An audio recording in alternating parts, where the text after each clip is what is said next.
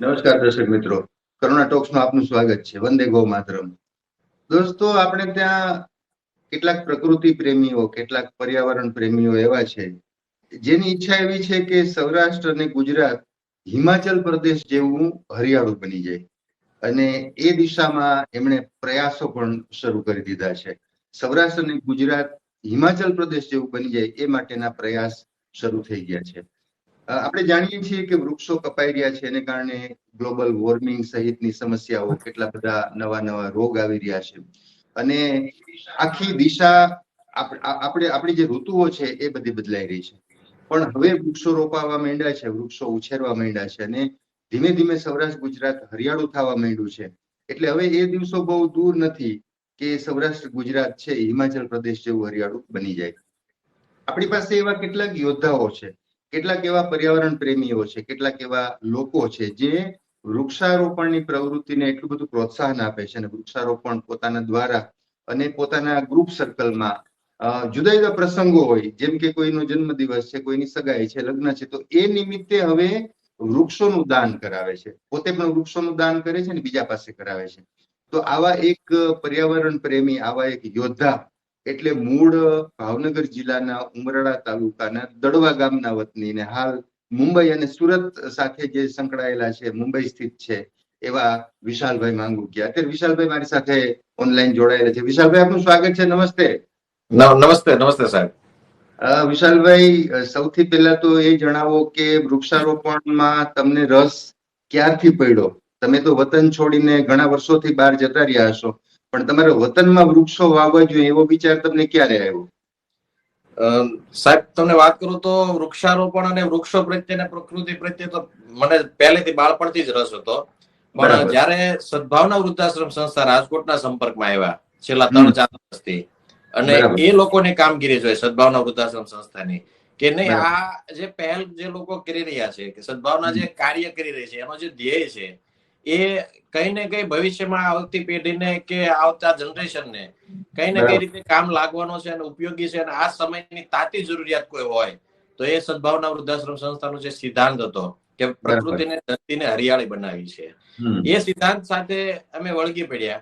અને સૌપ્રથમ કાપરડી ગામમાં જયારે વૃક્ષારોપણનો કાર્યક્રમ કરવામાં આવ્યો, એ કાર્યક્રમ દરમિયાન જ ખૂબ સારી એવી પ્રેરણા મળી અમને, અને પ્રોત્સાહન બળ પણ મળ્યું કે નહીં આ કાર્ય કરવું જોઈએ. સૌપ્રથમ કાપડીમાં 2000 વૃક્ષોનું વાવેતર કરવામાં આવ્યું. બરાબર.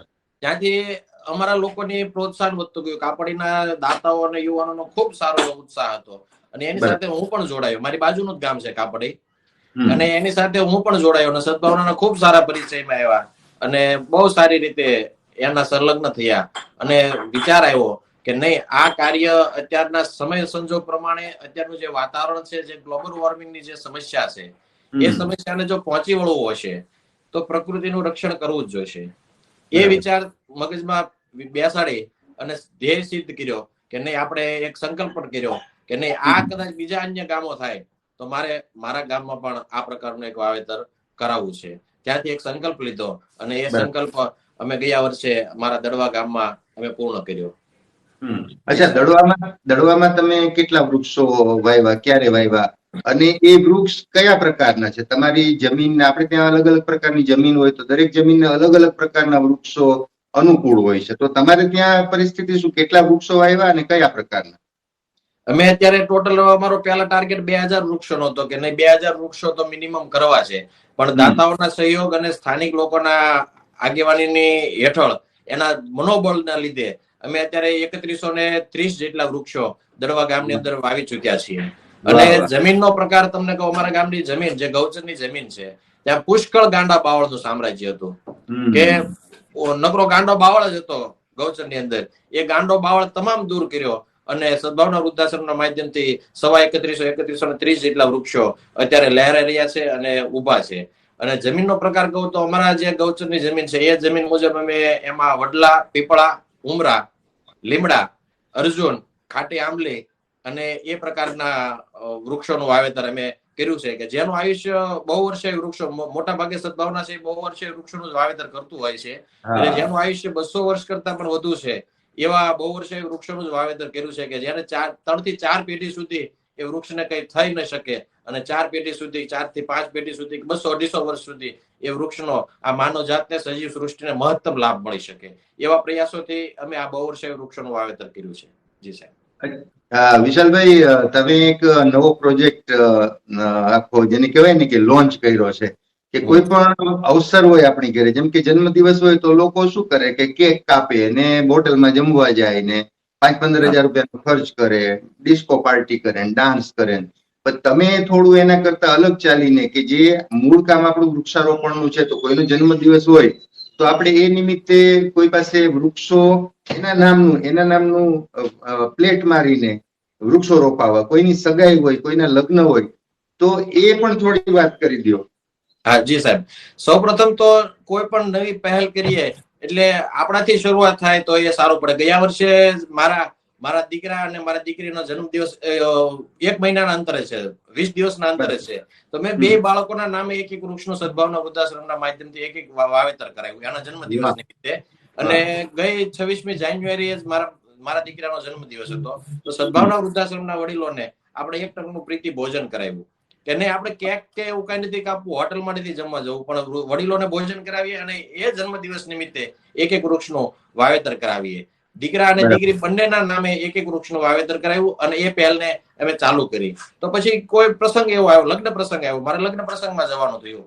અમારા દડવા ગામના અત્યારે વર્તમાન સરપંચ હરસિંહભાઈ ગોહિલ, એમની દીકરીના લગ્ન પ્રસંગ હતો. તો એ દીકરીને મને થયું કે દીકરીને શું ભેટ આપવું કે એને આજીવન યાદગીરી રહે. કદાચ રોકડ રકમ આપીએ, બીજી કોઈ ભેટ આપીએ તો કદાચ નાશવંત વસ્તુ છે, કોઈ પણ એનો નાશ થઈ જાય. પણ હું ચલો ને કે ભાઈ એને વૃક્ષનું એક અનુદાન આપવું કે એ દીકરીને પણ કાયમ માટે યાદગીરી રહે અને એમ થાય કે નહીં, મારા પિયરમાં મારા નામના વૃક્ષો આજે મને ભેટ સ્વરૂપે મળેલા છે. અને એ બાદ જન્મદિવસ નિમિત્તે પછી સુરત એક જગ્યાએ સગાઈમાં જવાનું થયું. તો એ સગાઈમાં જે જોડાતા હતા નવદંપતિ, જે ભાવિ નવયુગલ થવાના હતા, એ યુગલને પણ એક વૃક્ષની ભેટ આપી કે નહીં, તમારા નામનું એક વૃક્ષ અમે દડવા ગામની અંદર વાવેતર કરશું અને 3-3.5 વર્ષ સુધી એમનું જતન કરશું અને આનો ઉછેરી અને આપને ભેટ સ્વરૂપે અર્પણ કરશું. બરાબર. અચ્છા વિશાલભાઈ, તો અત્યાર સુધીમાં જેને કહેવાય ને કે તમે કોઈ જન્મદિવસના, સગાઈના, લગ્નના કેટલાક વૃક્ષો લગભગ અત્યાર સુધીમાં આપણે વાવ્યા હશે દાનના રૂપમાં? દાન સ્વરૂપે તો પહેલ ચાલુ કરી છે, એટલે અવિરત પ્રવાહ ચાલુ છે.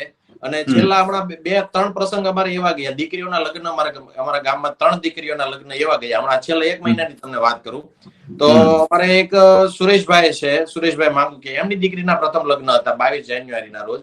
તો એમને એક મેં વાત કરી કે ભાઈ તમે આ દીકરીઓને તમે કન્યાદાન સ્વરૂપે તો અનેક આભૂષણો, સોના ચાંદી જવેરાત આપશો, અનેક વસ્તુઓ કન્યાદાન સ્વરૂપે આપશો, પણ દીકરીને એક વૃક્ષનું અનુદાન તમે કન્યાદાન સ્વરૂપે આપો તો એ દીકરી પણ આજીવન યાદગીરી રાખશે. અને એ વાતને અમારે સુરેશભાઈ વધાવી અને પહેલ કરી અને એમની દીકરીને એમણે 21 વૃક્ષોનું અનુદાન કન્યાદાન સ્વરૂપે આપ્યું. અને એવા જ બીજા અમારા અતુલભાઈ માંગુકિયા છે, એમની દીકરીના પણ વિવાહ હતા અને અતુલભાઈ પણ એ પહેલમાં અમને સપોર્ટ આપ્યો, સાથ આપ્યો અને એમને પણ પોતાની પ્રસન્નતા દર્શાવી કે નહીં, મારે પણ મારી દીકરીને 21 વૃક્ષોનું અનુદાન કન્યાદાન સ્વરૂપે આપવું છે. અને ત્યારબાદ અમારે ગઈકાલે જ એક વિવાહ હતા, એ ગામડા ગામમાં હતા અને પરંપરાગત ખેતી સાથે સંકળાયેલો પરિવાર, સામાન્ય ખેતી કરતો પરિવાર, અને એ પરિવારની દીકરીના લગ્ન અને એના માતા પિતાએ પણ એક રાજીપો વ્યક્ત કર્યો કે હસમુખભાઈ માંગુકિયા કરીને છે, એમની દીકરીના લગ્ન હતા અને એમને પણ એવો રાજીપો વ્યક્ત કર્યો કે મારે પણ મારી દીકરીને વૃક્ષો અનુદાન તરીકે આપવા છે. એમને પણ ગઈકાલે જ 5 વૃક્ષોનું અનુદાન દીકરીને મંડપમાં કન્યાદાન સ્વરૂપે અર્પણ કર્યું. ત્યારે આપણને એમ થાય કે લોકોમાં જે જાગૃતિ ફેલાણી છે કે ભાઈ નહીં, કદાચ અને સાહિત્યમાં લખાણેલું છે, લોક સાહિત્યમાં ઘણી વાર્તાઓ છે કે ભાઈ દીકરીને કદાચ જે દિવસે સાસરે જાય તેથી માતા પિતા તો ઠીક છે, કાકા કુટુંબ ઠીક છે, મામા મોસા ઠીક છે, બધાની આંખમાંથી આંસુ આવે, પણ સાહિત્ય એમ કહે છે કે જે દિવસે દીકરી સાસરે જાય ને તે દિવસે એના પિયરના ઝાડવા પણ રોતા હોય છે. એટલે ઈ ઝાડવા, એ વૃક્ષો જયારે દીકરીને કન્યાદાન સ્વરૂપે મળે ને ત્યારે એ દીકરીને પણ એક અનેરો આનંદ થતો હોય છે કે નહીં, મારા માવતરે, મારા માતા પિતાએ મને જે ભેટ આપી છે એ કદાચ પ્રકૃતિને, સજીવોને ઉપયોગી તો ખૂબ રીતે થશે, પણ આ ભવિષ્યમાં વાતાવરણમાં પણ એક અનેરો પલટાવ લાવશે અને મારી આજીવન યાદગીરી, કદાચ મનુષ્યનું જીવન 50-100 વર્ષનું ગણો તમે, પણ અમારા મૃત્યુ પર્યંત પણ આ વૃક્ષો અમારા પિયરમાં સજીવન હશે એટલે એનો દીકરીઓને ખૂબ જ અનેરો આનંદ છે. વાહ વિશાલભાઈ, બહુ સરસ વાત તમે કરી લોક સાહિત્યને ટાંકીને. અને એ વાત પણ બહુ સાચી છે કે આપણા કેટલાય લગ્ન ગીતોમાં, આપણા કેટલાય જે વિદાય ગીતો છે, કન્યા વિદાયના ગીતો ગુજરાતી, એમાં પણ એવો બધો ઘણો ઉલ્લેખ છે ઝાડવા રોતા હોય એવો. કારણ કે એ દીકરી ત્યાં ઝાડવા ઉપર નાની હોય ત્યારે રમી હોય છે, આમલી પીપળી રમી હોય છે, શાળામાં ચોથું પાંચમું ભણતી હોય ને રિસેસ પડે તો ત્યાં શાળાના છૂટીને ત્યાંથી ઝાડવે રમવા જતી હોય છે. એટલે એ બધા આપણા ગીતોમાં એનો ઉલ્લેખ છે. તમારી વાત બહુ સાચી. અચ્છા વિશાલભાઈ, તમારો જે આ કન્સેપ્ટ છે, જે આ પ્રોજેક્ટ છે ને, એ તો મને લાગે છે કે આખા ગુજરાતમાં, આખા દેશમાં ગામે ગામ ફેલાવવો જોઈએ. કારણ કે એટલા બધા લગ્નો આપણે ત્યાં થાય છે, લગ્નમાં ઘણા બધા ખર્ચ થાય છે. ઠીક છે, જેને પરવડે છે ખર્ચ કરે છે, પણ સાથે સાથે આ પ્રકારનું પણ 2-5 વૃક્ષોનું પણ જો વરકન્યાના નામે દાન થાય તો મને લાગે છે કે સૌરાષ્ટ્ર ગુજરાત છે એ હિમાચલ જેવું હરિયાળું બની જતા બહુ વાર નહીં લાગે. જી સાહેબ, હવે આપણે અત્યારે સુખી સંપન્ન પરિવાર છે, સૌ કોઈ અત્યારે કોઈની એવી તકલીફ નથી. પણ લગ્નની પાછળ જે લોકો અત્યારે શહેરના લગ્ન તમે જોવો તો તમને એમ લાગે પુષ્કળ લોકો ખર્ચો કરે છે. પણ એ ખર્ચાની સાથે સાથે જો આ પ્રકારનું સત્કાર્ય કરવામાં આવે તો એ લગ્ન પ્રસંગ પણ એક યાદગીર બની જશે. એ વરવધુ માટે જે એ દિવસ ખાસ યાદગાર બનવાનો છે, એમ કારણ એ છે કે કદાચ કોઈ પણ તમને ભેટ આવી કે કોઈ પણ ખર્ચ કર્યો, લગ્ન સમારંભ એક દિવસ પૂરતો સીમિત છે કે 2 દિવસ પૂરતો સીમિત છે, અને કદાચ તમને કોઈ પણ સ્વરૂપે ભેટ મળી તો એનું આયુષ્ય 2, 5, 10, 25, 50 વર્ષનો હોય છે. પણ આ જે વૃક્ષોનું અનુદાન છે, વૃક્ષોની જે ભેટ છે, એ કદાચ નહીં ને મિનિમમ આપણે ગણીએ તો પણ 150 થી 200 વર્ષ સુધીની યાદગીરી એ આપણને કાયમ માટે રહેવાની છે. એટલે એ ખર્ચ લગ્નમાં સમારંભમાં કરવો જોઈએ. આપણે લગ્ન ખર્ચ કરવાની ના નથી પાડતા કોઈને, પણ એની સાથે સાથે આવા સત્કાર્યો પણ કરીએ તો ખર્ચમાં થોડો વધારે ખર્ચ, પણ એક આ સત્કાર્યની પહેલ જે છે એને આપણે આગળ ધપાવીશું. અને હું તો કહું છું, મારા ગામથી આ પહેલની શરૂઆત થઈ છે. એ જ પહેલ આખા સૌરાષ્ટ્રમાં, આખા ગુજરાતમાં, આખા દેશ દુનિયામાં પ્રસરે અને દરેક લોકો આવી પ્રેરણા લે, એવું આપના માધ્યમથી દરેક લોકોને હું એક સૂચન સાથે એક અપીલ કરું છું કે આવો અને આ પહેલમાં તમે સૌ જોડાઓ. જી, મને લાગે છે અત્યારે જે લોકો આપણો આ લાઈવ ઇન્ટરવ્યુ છે સાંભળી રહ્યા છે, એ તમારી વાત સાંભળીને તમે જે રીતે પ્રેરણાદાયી કાર્ય કરી રહ્યા છો, માત્ર વાતો નહીં, માત્ર ઇન્ટરવ્યુમાં મોટી વાતો નહીં, પણ તમે તો એક કરી બતાવ્યું છે. પેલા કહ્યું છે ને પછી વાત કરો છો, એટલે મને લાગે છે કે તમારી વાત ચોક્કસ લોકો સાંભળશે. અચ્છા, મારે એ પણ પૂછવું છે, ઘણી વખત દર્શકોને મનમાં એવી શંકા રહેતી હોય કે ભાઈ એક વૃક્ષનું દાન તો કરી આલો, લગ્ન પ્રસંગ છે, સગાઈ છે, જન્મદિવસ છે, દાન તો કરીએ, પણ એમાં કેટલી રકમ અમારે આપવાની હોય છે? બહુ ટોકન રકમ હોય છે, મને ખબર છે, પણ તમે જે આ વાત કરી દો કે બહુ નાનકડી રકમથી એક વૃક્ષનું દાન કરી શકાતું હોય છે. હાજી સાહેબ, એમાં સૌપ્રથમ હું તમને કહું તો અત્યારે સદભાવના વૃદ્ધાશ્રમ સંસ્થા છે એ 2500 રૂપિયાથી 3000 રૂપિયા એક વૃક્ષ દીઠ એના ખર્ચ જે લાગે છે એ રકમ લેતું હોય છે. પણ હું આપના માધ્યમથી જણાવવા માંગુ છું કે જે કોઈ પણ લોકોને આ પ્રકારનું અનુદાન આપવું હોય, આ પ્રકારના વૃક્ષોનું વાવેતર કરાવવું હોય તો તમે મૂળગી રકમ 2500 રૂપિયા પકડો. જો આપને એક વૃક્ષનું અનુદાન કરવું હોય તો 2500 રૂપિયાની રકમમાં 50% ખર્ચ સદભાવના સંસ્થા અત્યારે અમારા દડવા ગામ પૂરતું અમે આર્થિક સહયોગ, અમે અમારી ટીમ, અમારા દાતાઓ, અન્ય દાતાઓ આપશે અને 50% અનુદાન આપો તો બંને 50% મળી અને એક વૃક્ષનું વાવેતર આપણે કરીએ એવું અમે અત્યારે આયોજન કરી રહ્યા છીએ. 50% અમે નાખીએ અને 50% તમે નાખો. દડવા ગામ પૂરતો હાલ સીમિત તમને કહું છું કે જ્યાં અમારા ગામમાં વાવેતર ચાલી રહ્યું છે ત્યાં તમારે જો વૃક્ષારોપણ કરાવવું હોય તો આપ 50% રકમ આપો અને 50% અમે આયોજન કરી અને બીજા દાતાઓના માધ્યમથી આયોજન કરી, એટલે આપણને કોઈ બીજા દાતાઓને પણ કોઈ માર ન પડે, રકમ મોટી ન લાગે એ હેતુથી 50% રકમનું અમે આયોજન કરીએ અને 50% રકમનો આપ આપો તો એ પ્રમાણે 2500 રૂપિયાનું વ્યવસ્થાપન કરી અને આપના નામથી એક વૃક્ષનું વાવેતર કરશું. નહીં તો સદભાવના વૃદ્ધાશ્રમ સંસ્થા અત્યારે જે વાવેતર કરી રહી છે એનો ખર્ચ અત્યારે 2500 થી 3000 રૂપિયા થાય છે, જે આપને પણ કદાચ ખ્યાલ હશે. અને એ અત્યારે એ રીતે એ રકમમાં વાવેતર ઘણા ગામોમાં અને ઘણા શહેરોમાં અત્યારે સંસ્થા કરી રહી છે. પણ તમારા દડવા ગામ પૂરતું જો આપને વાવેતર કરાવવું હોય, આપણે યાદગીરી રૂપે આપવું હોય તો 50% રકમ અમે સ્થાનિકો કે કોઈ દાતાઓ મળે અને એડજસ્ટ કરશું. 50% રકમ આપો જેથી કરી અને આ પ્રોત્સાહન મળે, આ કાર્યને વેગ મળે એના માટે થઈ અને મેં આ રકમનું આયોજન અમે એ રીતે કરી રહ્યા છીએ, જેથી કરીને નાનામાં નાનો માણસ પણ આ સત્કાર્યમાં જોડાઈ શકે અને એ પણ લાભ લઈ શકે એ હેતુથી આ પ્રકારનું અમે આયોજન કર્યું છે. અચ્છા વિશાલભાઈ, સદભાવના તો એની સરસ યોજના છે કે તમે એક વૃક્ષનું જે દાન કરો છો, આ નાનકડી રકમ તમે આપો છો તો તમારા નામની ત્યાં તકતી લાગી જાય છે વૃક્ષ ઉપર, તમારા નામનું ત્યાં બોર્ડ લાગી જાય. બીજું, દર 3 મહિને તમે જે દાન કરેલું વૃક્ષ છે એ કેટલે પહોંચ્યું, કેવડું મોટું થયું, એનું કેટલું વિકાસ છે, એને દર 3 મહિને એક ફોટો વોટ્સઅપ કરીએ ઉપર મળી જાય છે. એ પણ સરસ વાત છે. એટલે તમે માત્ર દાન આપી દીધું પછી કોણ તમે કોણ અમે એવું નથી. દર 3 મહિને તમને વૃક્ષનો ફોટો 3 વર્ષ 4 વર્ષ સુધી મળે છે. તમારું વૃક્ષ મોટું થઈ જાય ત્યાં સુધી તમારું નામ રહે છે અને તમારા વૃક્ષનો ડેવલપમેન્ટના ફોટા તમને મળે છે. જી, વાવેતરથી માંડી અને નેમ પ્લેટ, એ પિંજરા, વૃક્ષના પિંજરા ઉપર નેમ પ્લેટ લગાવી અને જે પણ દાતા હોય એ દરેક દાતાને અમે વોટ્સઅપ દ્વારા ફોટો મોકલીએ છીએ અને દર 3 થી 4 મહિને એને અપડેટ આપીએ છીએ. દર 3 મહિને કે તમારું વૃક્ષ અત્યારે આ હાલતમાં છે, આટલી ઊંચાઈ પકડી છે, આટલું આ પોઝિશનમાં અત્યારે વર્તમાન છે, એવું અમે દરેક દાતાઓને અપડેટ આપીએ છીએ. વિશાલભાઈ, સદભાવના એક બીજી સરસ સ્કીમ મૂકી છે વૃક્ષારોપણ માટેની, કદાચ તમને ખબર જ હશે. રાજકોટ માટે તો અત્યારે સરસ રીતે ચાલે છે કે તમે એક જો 4 વ્હીલર લ્યો છો, એક કાર તમે છોડાવો છો, તો એનો અર્થ એવો થયો કે તમે તમારી જરૂરિયાત છે એમાં કોઈ ના નહીં પાડી શકે, પણ તમે જે કાર લ્યો છો એનો જે ધુમાડો થવાનો છે એને કારણે પર્યાવરણને નુકસાન થવાનું છે. તો તમે એક કાર લ્યો છો તો ત્યારે કાર તમે છોડાવો છો ત્યારે તમે એક વૃક્ષનું દાન કરી દો. એટલે તમે જેટલો કાર્બન ડાયોક્સાઇડ કાઢવાના છો કારમાંથી, એટલો ઓક્સિજન તમે વૃક્ષ દ્વારા આપવાના છો.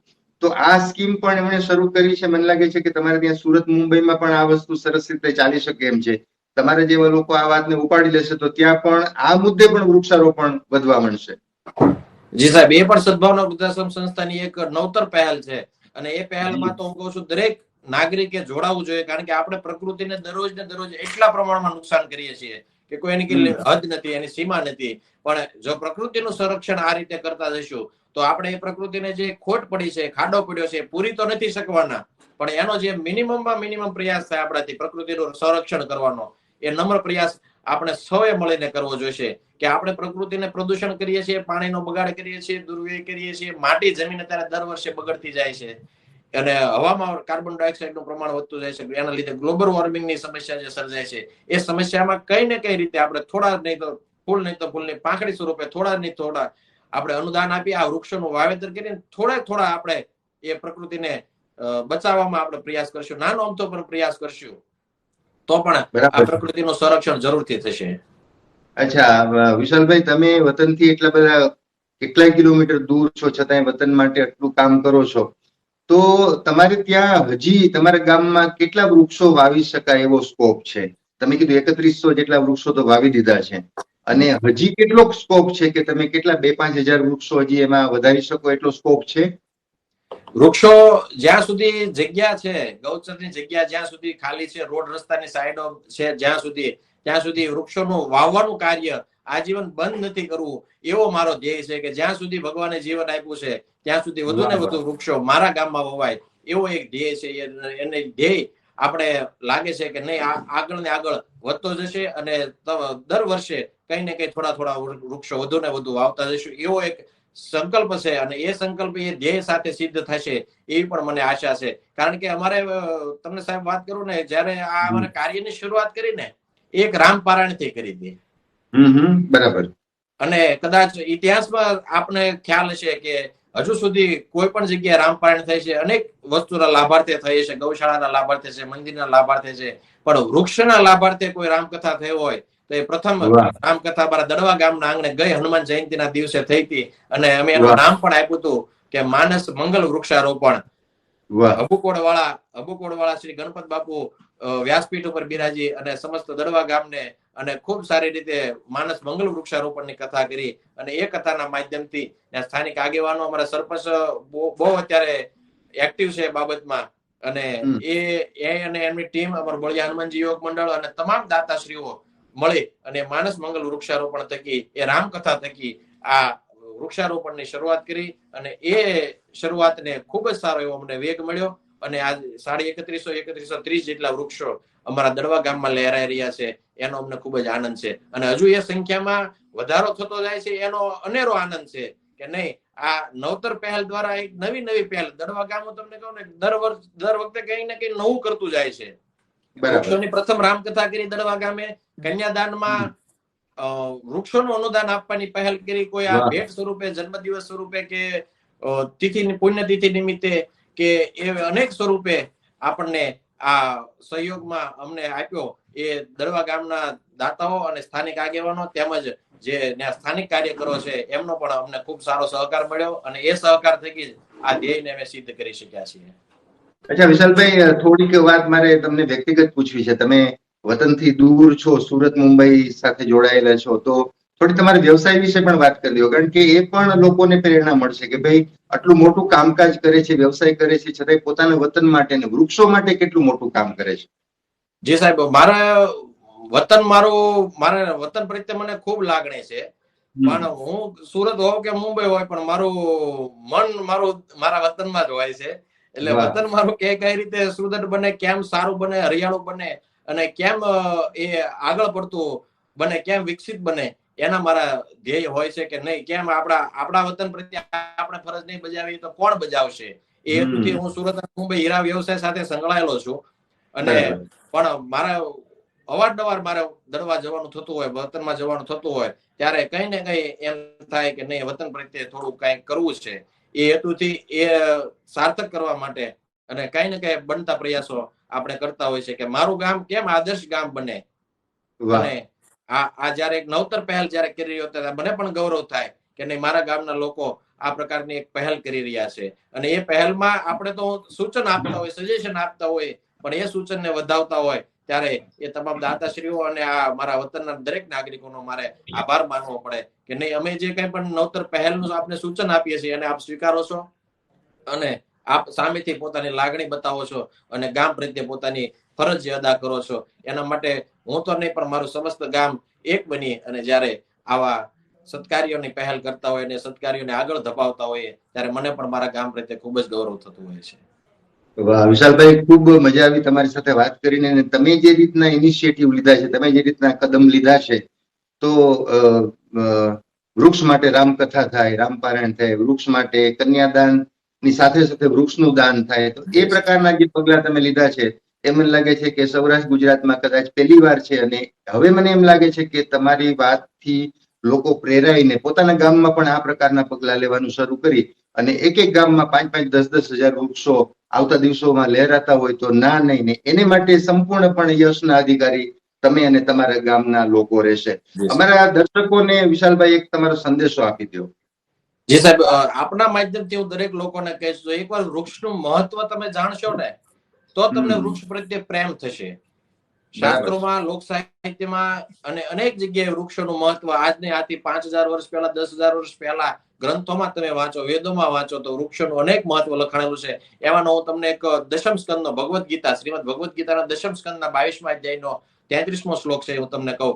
શ્રીમદ ભાગવતમાં કૃષ્ણ ભગવાન સાક્ષાત પોતે અર્જુનને કીધું કે અર્જુન, અહો એશામ વરમ જન્મ સર્વ પ્રાણી ઉપજીવનમ સુજન સેવ એશામ વે વિમુખા યાંતિ નાર્તિન. હે અર્જુન, હું કૃષ્ણ પરમાત્મા સાક્ષાત તને કહું છું કે સાંભળ, આ વૃક્ષો છે એનું મહત્વ અનેક ગણું લખાયેલું છે. વૃક્ષો છે એ દાતા છે, એ કઈ ને કઈ સ્વરૂપે માનવીને ઉપયોગી છે. એને ફળ આપે, છાંયડો આપે, લાકડું આપે, કોઈ પણ ને કોઈ પણ રીતે ઉપયોગી છે. હજુ સુધી અર્જુન વૃક્ષ પાસેથી કોઈ ખાલી હાથે ગયું નથી અને જશે પણ નહીં, એવું શ્રીમદ ભાગવતમાં કૃષ્ણ ભગવાન પોતે કીધું. જો એટલો વૃક્ષનો મહિમા હોય તો એ મહિમાને આપણે જાણીએ, એકવાર સાર્થક કરીએ. અમારા કાગ બાપુ કે જડ જાણીને ઝાડને તું મનથી મારીશ નહીં, કાગ કે કાપીશ નહીં, એમાં બેઠો આત્મો. એમાં વૃક્ષમાં પણ એક આત્મા બેઠેલો છે. એને જડ જાણશો નહીં, એ જડ નથી, એ ચેતન છે. ચેતન જ છે એક જાતનું, એમાં પણ પ્રાણ છે. એને કાપશો નહીં, કાપવાની તો વાત દૂર રહી, પણ એને મનથી મારશો નહીં. હમણાં જ કાગ બાપુ દુલાભાયા કાગ એમનો જ રચના છે અને એને એમ કીધું છે કે વૃક્ષ છે એ એક સજીવ છે, એ પ્રાણ છે, એને મનથી મારશો નહીં તમે. આટલું વૃક્ષનું મહત્વ અનેક રીતે લખાણેલું છે. તો આપણે એ વૃક્ષનું મહત્વ સમજીશું તો આપણને આપોઆપ વૃક્ષ પ્રત્યે અને પ્રકૃતિ પ્રત્યે આદર થશે અને પ્રેમ ભાવ ઉત્પન્ન થશે. દર્શક મિત્રો, આપણે વિશાલભાઈ માંગુકિયા સાથે અત્યારે વાત કરી અને એના ગામમાં એને જે રીતના પ્રયોગો કર્યા છે વૃક્ષારોપણ માટે, એવા પ્રયોગો આપણે પણ આપણા ગામ માટે ઝીલી લઈએ અને આપણી ઘરે કોઈ પણ પ્રસંગ આવે, કોઈની પુણ્યતિથિ હોય, કોઈ જન્મદિવસ, લગ્ન, સગાઈ, જે પણ પ્રસંગ આવે, સારા ખરાબ કોઈ પણ પ્રસંગ માટે વૃક્ષનું એક દાન કરીએ, ઓછામાં ઓછું એક વૃક્ષનું દાન કરીએ તો એ મને લાગે છે કે વિશાલભાઈ જે રીતે વાત કરી કે 200-500 વર્ષ સુધીની યાદી એ દાન આપણું જે દાન છે એનાથી રહેશે, અને અસંખ્ય જીવોને, માણસોને તો છાંયડો મળશે, ફ્રૂટ મળશે, ફળ મળશે, બધું મળશે, પણ પક્ષીઓનું, પશુઓનું પણ મોટું કામ એમાં થશે. તો એક વૃક્ષ એ પર્યાવરણ માટે કેટલું મોટું કામ કરે છે એ આપણને કદાચ અંદાજ નથી. તો એ અંદાજ વિશાલભાઈ જે રીતની વાતો કરી એના ઉપરથી મેળવીએ. ફરી પાછા કોઈ નવા વિષય સાથે, નવા વિષયના નિષ્ણાતો સાથે મુલાકાત કરશું. ત્યાં સુધી અમને રજા આપશો. નમસ્કાર. નમસ્કાર.